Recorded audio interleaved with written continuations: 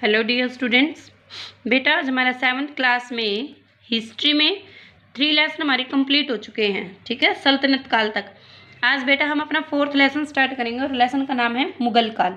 ठीक है बेटा, जिस समय दिल्ली में सल्तनत काल था ना, उस समय इब्राहिम लोदी जो है भारत पर शासन कर रहे थे दिल्ली सल्तनत काल में। ठीक है, उसके बाद बाबर ने इब्राहिम लोदी को हराया तथा भारत में मुगल काल की स्थापना हुई।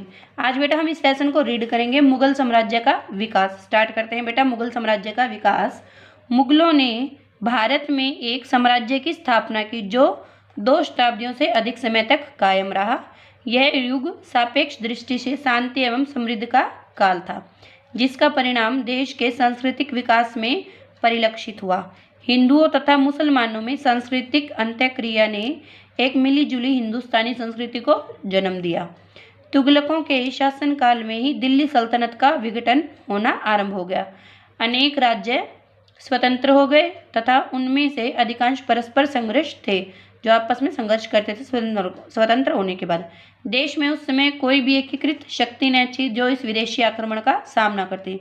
सन 1526 ईस्वी में बाबर के भारत पर आक्रमण के समय ढहती हुई दिल्ली सल्तनत पर इब्राहिम लोदी शासन कर रहा था। ठीक है, बाबर ने आक्रमण किया था, उस समय दिल्ली सल्तनत पर कौन शासन कर रहा था? सल्तनत काल में इब्राहिम लोदी।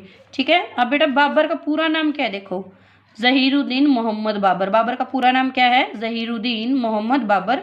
मध्य एशिया की एक छोटी सी जागीर, और जागीर का नाम है फरगाना। ठीक है, छोटी सी जागीर फरगाना के शासक ने भारत में मुगल साम्राज्य की स्थापना की। उसने हिंदुस्तान की प्रसिद्ध बेशुमार धन दौलत के बारे में बहुत सुन रखा था। जब स्थानीय शासकों ने उसे भारत आने व इब्राहिम लोदी को हराने को आमंत्रित किया तो उसने मौके को दोनों हाथों से लपक लिया। उसने 1526 ईस्वी में जब सल्तनत काल था, उसमें इब्राहिम लोदी को पराजित किया था। उसके पश्चात उसने खानवा के युद्ध में 1527 ईस्वी में मेवाड़ के राणा सांगा को, 1528 ईस्वी में चंदेरी के युद्ध में मालवा के शासक बेदनी राय को तथा अंत में 1529 ईस्वी में महमूद लोदी को घाघरा के युद्ध में पराजित किया। बाबर का नियंत्रण अब उत्तरी भारत पर हो गया। हमें बाबर के जीवन की तथा उसकी उपलब्धियों के बारे में बाबर की खुद की आत्मकथा, जो खुद ने लिखी आत्मकथा तुजु के बाबरी में मिलती है। ठीक है, उसके आगे हम रीड करेंगे। बेटा 1530 ईस्वी में बाबर की मृत्यु हो गई थी। ठीक है, बाबर की 1530 ईस्वी में मृत्यु के बाद उसका ज्येष्ठ पुत्र, बाबर के पुत्र का क्या नाम था? हुमायूं। उसका ज्येष्ठ बड़ा बेटा हुमायूं दिल्ली के सिंहासन पर बैठा। ठीक है, उसके दूसरे पुत्र क्या क्या नाम था? एक तो कामरान, हिंदल व अस्करी को छोटे प्रांतों का मुखिया बनाया गया।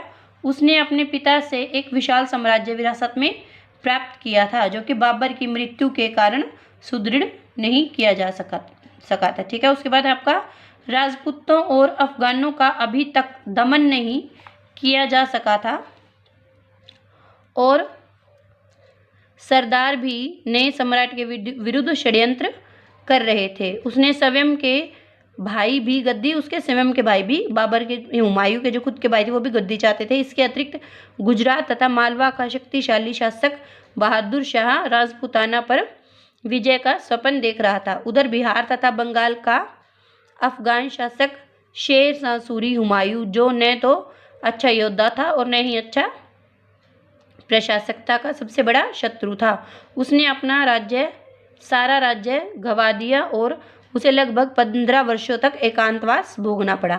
ठीक है, उसके बाद है शेर शाह सूरी। 1540 से 1545 5 वर्षों तक शासन किया था। सूरवंश कहलाया था उसके शासनकाल में। ठीक, सूरवंश के नाम से जाना जाता था।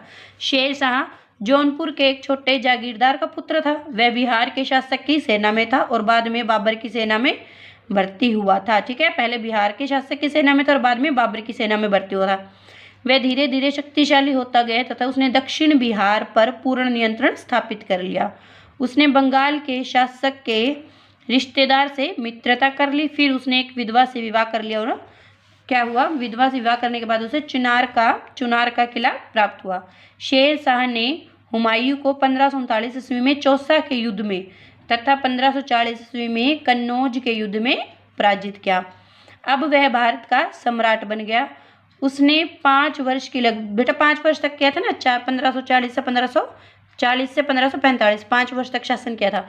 उसने 5 वर्ष की लघु अवधि 1540 से 45 ईस्वी तक शासन किया। इस दौरान उसने 1542 ईस्वी में ग्वालियर और 1543 ईस्वी में रायसेन, पंजाब, मुल्तान, सिंध एवं मारवाड़ पर 1544 ईस्वी में उन्हें जीत लिया था। ठीक है, उसका साम्राज्य अब पूर्व में बंगाल से लेकर पश्चिम में झेलम नदी तक विस्तृत हो गया था। 1545 ईस्वी में बुंदेलखंड में स्थित कालिंजर के किले पर आक्रमण करते हुए वह बारूदी विस्फोट में वह घायल हो गया, जिससे उसकी मृत्यु हो गई। शेरशाह अपनी प्रशासन व्यवस्था के लिए प्रसिद्ध था। उसने अपने साम्राज्य को सरकारों मतलब प्रांतों में बांट रखा था। ठीक है, और प्रांतों को पुनः जिलों में बांटा हुआ था। ठीक है, उसने न्याय के लिए समान कानून हिंदू और मुस्लिम सभी के लिए न्याय के लिए समान कानून प्रणाली तथा मुद्रा की सुधरी प्रणाली लागू की, जिसे चांदी के सिक्के रुपए कहा जाता था ना, चांदी के सिक्कों का चलन किया जिसे रुपए कहा जाता था। उसे अकबर का अग्रवर्ती माना जाता है। वह एक धर्मनिरपेक्ष शासक था जो हर धर्म के प्रति सहिष्णु था। ठीक है, वह हर धर्म अपनी प्रजा के भले का ध्यान रखता था। शेरशाह के पास एक विशाल सेना थी जिसमें पैदल, घुड़सवार तथा हाथी सम्मिलित थे।